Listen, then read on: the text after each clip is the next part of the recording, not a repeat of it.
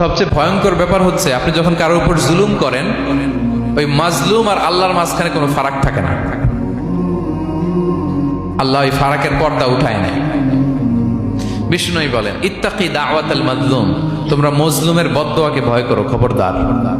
কারণ ফাইন্না লাইসা বাইনাহা ওয়া বাইনাল্লাহি হিজাব, তার আর আল্লাহর মাঝে কোনো পর্দা থাকে না।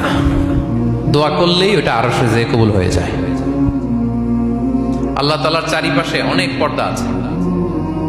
কেউ কেউ বলে 70,000 নূরের পর্দা। 70,000টা সহিহ হাদিস দ্বারা সাব্যস্ত না, কিন্তু অসংখ্য অগণিত পর্দা, এবং পর্দাও এটা নূরের পর্দা।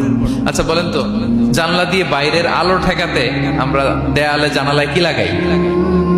পর্দা লাগাই। পর্দাটা কিসের তৈরি? মোটা কাপড়ের, যাতে করে ওই আলো না আসে।